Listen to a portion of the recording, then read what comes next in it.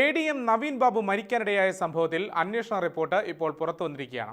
ആദ്യം മുതൽക്കേ CPM ഒഴികെ മറ്റെല്ലാവരും പറഞ്ഞ സംഭവങ്ങളും വിശദീകരണങ്ങളും തന്നെയാണ് അന്വേഷണ റിപ്പോർട്ടിൽ ഉള്ളതെന്നും കാണാൻ കഴിയുന്നുണ്ട്.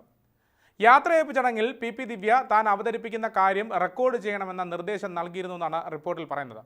ADM നവീൻ ബാബുവിനെ മനഃപൂർവ്വം അവഹേളിക്കാൻ തന്നെയാണ് ഇത്തരമൊരു നടപടി ദിവ്യ സ്വീകരിച്ചതെന്നും റിപ്പോർട്ടിൽ പറയുന്നുണ്ട്. മുൻ ADM നവീൻ ബാബുവിൻ്റെ മരണത്തെക്കുറിച്ച് അന്വേഷിച്ച ലാൻഡ് റവന്യൂ ജോയിന്റ് കമ്മീഷണറുടെ റിപ്പോർട്ടിലാണ് നിർണായക വിവരങ്ങൾ ഉൾക്കൊള്ളിച്ചിരിക്കുന്നത്. ചടങ്ങിന് മുമ്പ് ദിവ്യ 4 തവണ കളക്ടറുടെ സ്റ്റാഫിനെ വിളിച്ചിട്ടുണ്ട്.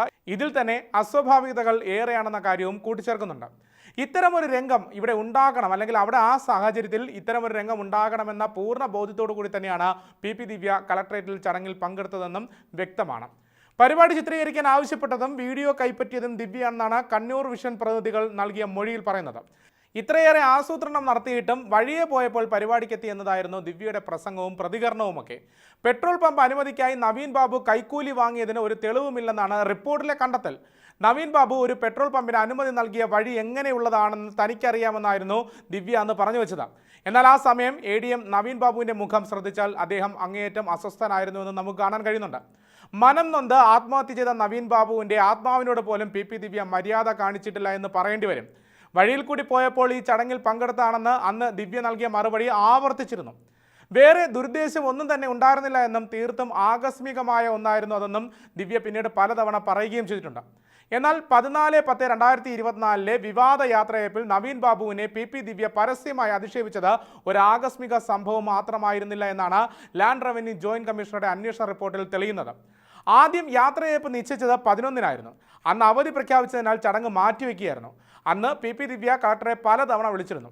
രാത്രിയിലെ ഫോൺ സംഭാഷണത്തിൽ കളക്ടറുടെ ഓഫീസ് സ്റ്റാഫിനെതിരെ സുപ്രധാനമായ വിവരം പങ്കുവയ്ക്കാനുണ്ടെന്ന് പറഞ്ഞതായി അരുൺ K. വിജയന്റെ മൊഴിയിലുമുണ്ട്. യാത്രയയപ്പ് നടന്ന 14-ന് രാവിലെ SCAT വകുപ്പിൻ്റെ ഒരു പരിപാടിക്കിടെ കണ്ണൂർ കളക്ടറോട് ദിവ്യ നവീൻ ബാബുവിനെ പറ്റി ആരോപണം ഉന്നയിക്കുകയാണ്. പെട്രോൾ പമ്പിന് NOC നൽകുന്നതിൽ മനഃപൂർവ്വം കാലതാമസം വരുത്തിയതായി വിവരമുണ്ടെന്ന് അറിയിക്കുകയും ചെയ്തിട്ടുണ്ടാണ്.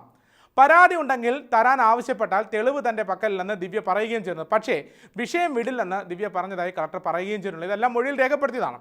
ഉച്ചയോടെ 4 തവണ ദിവ്യയുടെ സഹായി കളക്ടറുടെ സഹായിയെ ഫോണിൽ വിളിച്ച് ചടങ്ങ് തുടങ്ങിയെന്ന് അന്വേഷിക്കുകയും ചെയ്തിട്ടുണ്ട്. പിന്നീട് ദിവ്യ നേരിട്ട് കളക്ടറെ വിളിച്ചുവെന്ന് പറയുകയും ചെയ്യുന്നുണ്ട്. നവീൻ ബാബുവിനെതിരായ ആരോപണം പറയാനാണെങ്കിൽ ഇതല്ല ഉചിതമായ സമയമെന്ന് പറഞ്ഞതായി കളക്ടർ മൊഴി നൽകിയിട്ടുണ്ട്.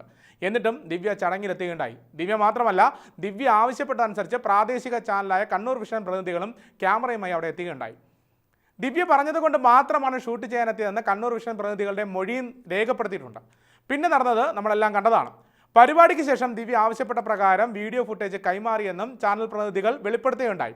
യാത്രയയപ്പ് ശേഷം വൈകിട്ട് PP ദിവ്യ കളക്ടറെ വിളിക്കുകയാണ്. നവീൻ ബാബുവിനെതിരെ സർക്കാരിന് നടപടി ഉണ്ടാകുക അല്ലെങ്കിൽ പരാതി കിട്ടിയിട്ടുണ്ടെന്നും അടിയന്തര അന്വേഷണം ഉണ്ടാകുമെന്നും ദിവ്യ അറിയിക്കുകയാണ്.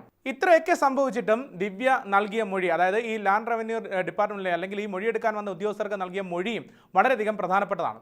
14-ന് രാവിലത്തെ പരിപാടിയിൽ ആ കളക്ടർ യാത്രയയപ്പിലേക്ക് തന്നെ ക്ഷണിക്കുകയായിരുന്നു എന്നാണ് പറയുന്നത്. എന്നാൽ ദിവ്യ പ്രസംഗം തുടങ്ങുന്നത് മറ്റൊരു തരത്തിലാണ്. കളക്ടറേറ്റിലേക്ക് പോകുന്നത് വഴി ഇടയ്ക്ക് അല്ലെങ്കിൽ അതിനിടയ്ക്കാണ് ഇങ്ങനെ ഒരു യാത്രയയപ്പ് നടക്കുന്നുണ്ടെന്ന് മനസ്സിലായതെന്നായിരുന്നു ദിവ്യയുടെ പ്രസംഗം തുടങ്ങുന്നത്. അത് നമ്മളെല്ലാവരും കണ്ടതാണ്.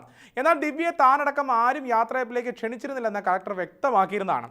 പരാതി നൽകിയെന്ന് ദിവ്യ പറയുമ്പോഴും ഇതുവരെ നവീൻ ബാബുവിനെതിരെ ഒരു പരാതിയും ഇല്ല എന്നുള്ളതാണ് കഴിഞ്ഞ ദിവസം വിജിലൻസും വ്യക്തമാക്കിയത്. നവീൻ ബാബുവിനെ ആക്ഷേപിക്കാൻ PP ദിവ്യ വലിയ ആസൂത്രണം നടത്തിയെന്ന് റിപ്പോർട്ട് അടിവരയിട്ട് പറയുന്നുമുണ്ട്. ഇനി ഇതിലെ പ്രധാന കണ്ടെത്തലുകൾ കൂടി പരിശോധിക്കേണ്ടതുണ്ട്. നവീൻ ബാബു കൈക്കൂലി വാങ്ങിയതിന് ഒരു തെളിവുമില്ല. പെട്രോൾ പമ്പിൻ്റെ അനുമതിയിൽ ഒരു കാലതാമസവും ഉണ്ടാക്കിയിട്ടുമില്ല. ഏതായാലും CBI അന്വേഷണത്തെ അല്ലെങ്കിൽ CBI അന്വേഷണം വേണമെന്ന ആവശ്യത്തിൽ അല്ലെങ്കിൽ ആ തീരുമാനത്തിലാണ് നവീൻ ബാബുവിൻ്റെ കുടുംബം ഇപ്പോൾ ഉള്ളത്. വരും നാളുകളിൽ നവീൻ ബാബു കേസിൽ വലിയ വഴിത്തിരിവുണ്ടാകുമെന്നുള്ള പ്രതീക്ഷയിലാണ് കുടുംബം. മറ്റൊന്ന്, സംസ്ഥാന സമ്മേളനം നടക്കുന്ന ഈ ഒരു സാഹചര്യത്തിൽ PP ദിവ്യയുമായി ബന്ധപ്പെട്ട ഈ ഒരു റിപ്പോർട്ട് പുറത്തു വരുമ്പോൾ അത് സമ്മേളനത്തിലും പിന്നീടുള്ള CPMൻ്റെ ഭാവിക്കും വലിയ രീതിയിൽ നെഗറ്റീവായി ബാധിക്കാനുള്ള സാധ്യതയുമുണ്ട്.